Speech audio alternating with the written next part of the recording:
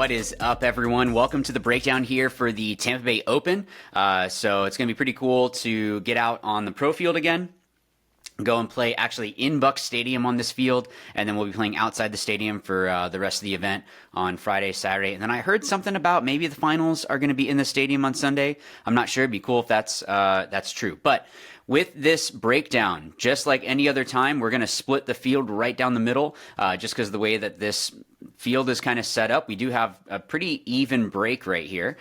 So we're going to go snake side in this one. And then if you're coming from the Dorito side video, that was all from this side over. So basically from the back center over is going to be the Dorito side. And then from these cans over is going to be the snake side. So let's go into this and let's see what we got going on here.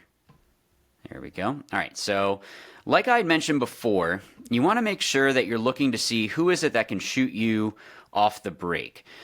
I'm seeing a lot of blocked things here. Wow. The only thing I'm really seeing that would be beneficial from here is this gap right here. So the reason why I'm saying that is people are definitely going to try to do this run through and go up and over. It looks like this guy here has one of the better shots to be able to just pull up right away and shoot into that gap. It is kind of tight, so that might be a little bit difficult, but we're mainly focusing on the snake sides. That's why, the Dorito video, we'll go over there and do that, but let's look here. So as we're coming out to the Aztec, looks like you have it pretty clean going out. Wow. Looks like someone could try to float right here, but it's going to be kind of difficult for them to get that shot straight heads up. Are there any cross shots that can come in? Let's look. Those are going to be tough too. So it looks like you're pretty free to get out to this Aztec, but is it worth getting out here? That's what we want to look at. So coming up to the Aztec, go up to more of a normal height.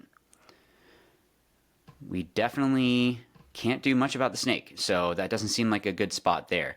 Maybe shooting up the middle here for someone trying to come up into here, and then sort of helping the Dorito side, but I don't see this being a bunker that I want to get to and stay here because I can't help anyone. It looks more like it's going to be a transition if for some reason people are getting shot going out to the snake, but that snake looks pretty easy to get over to, so I don't know. We'll have to see, what are the bunkers that can actually shoot it. But yeah, that's definitely going to be. I think we're going to see a lot of snake off the break here. Now, people using this to maybe delay and wrap. No, I don't even see that.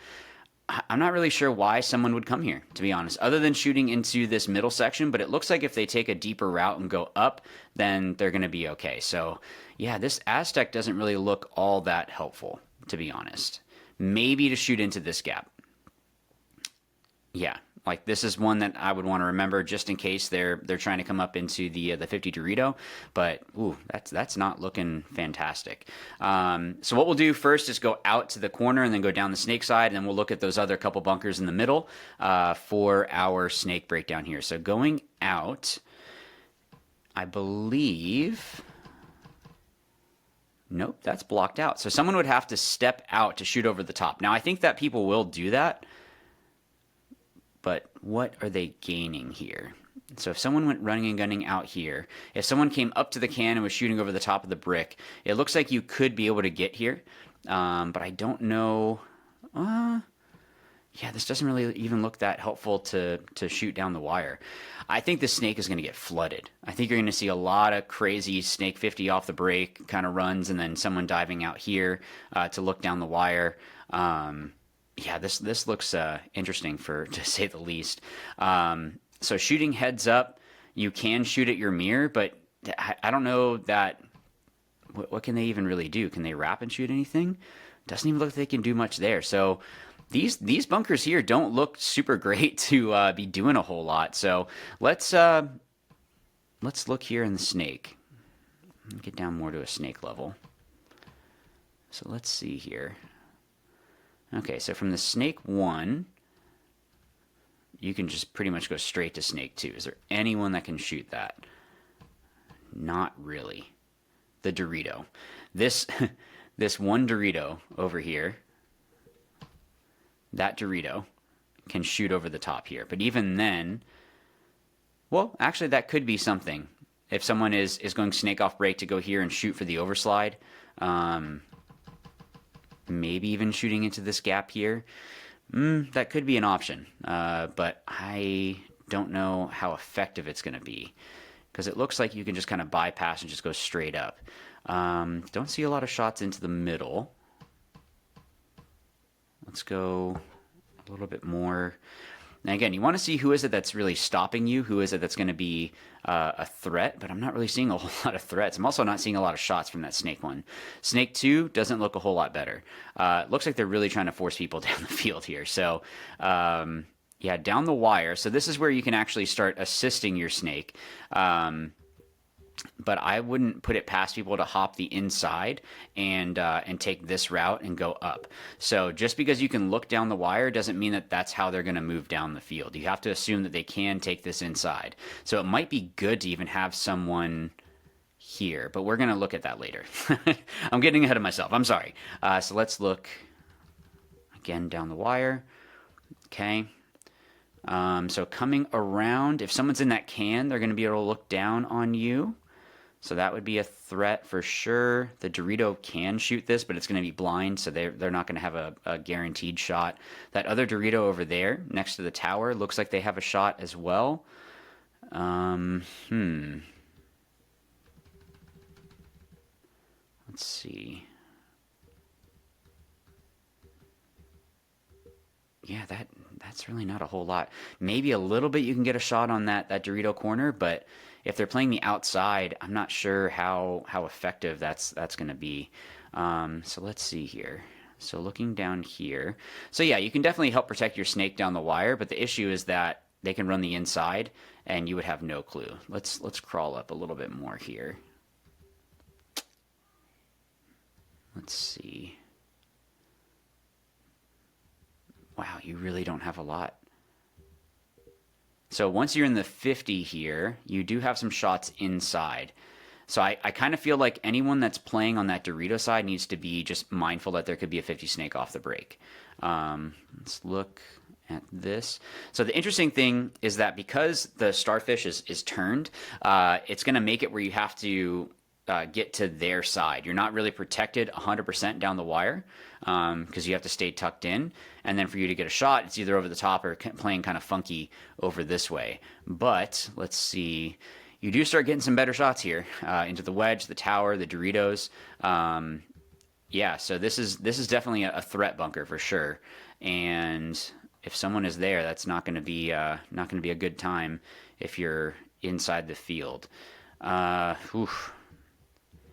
There might be a bounce from here off here to shoot into here, into that 50 snake, but I'm not 100% sure on that one. Remember, anytime, I mean, honestly, with all of this, remember, it's always take it with a grain of salt kind of thing, where I am just giving you my first impressions. So first impressions, snake is looking really aggressive, but they don't really have any shots until they're at the 50 snake. Like if you're playing real sloppy, then they can shoot you back here, but that's not looking too good. Now let's see, going up. So if I was going up, let's go to the can first. So I'm going up to the can. So the good thing is if I am going out to this can, I take a couple steps out and I'm blocked out from the back center. This Aztec would be someone that could come out and shoot back up the middle. So that could be someone to slow down this middle push. Because they could come up and shoot this way. It's going to be tough to shoot that snake runner from here. The Dorito side going up, I guess you could shoot into this gap on the way up. That could be an option. And then actually this wouldn't be bad because then you can decide which way you want to go. Do you want to help the Dorito side or do you want to go to the snake side? I mean, if you came up from the Dorito side video, you know we already talked about that. So we're going to focus mainly snake side like I had mentioned. So let's look here. So if they did go to the brick, here you can shoot into this gap and stop that 50 snake bump. But someone can also take the deep route and you would have no clue. So it's really going to be snake alert right away. I think anyone that dives out here, if you don't see a body come off, just assume that they're in the snake and they're going far. Doesn't really seem like a snake that you go down and then just kind of post. Let's look Dorito away from here. This is actually pretty solid. So you have a lot of decent shots from here, shooting into this Dorito side. So maybe this is one that you would send someone to.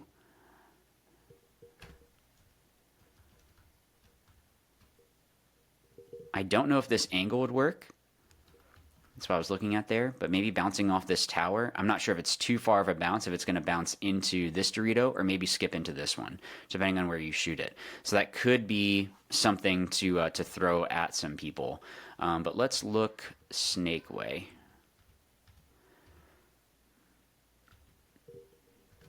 Yeah, I mean, the only thing that you're going to be able to do here is stop an inside bump. That's it. So someone down the wire is going to be able to stop them from moving. Someone here is going to be able to stop the inside move.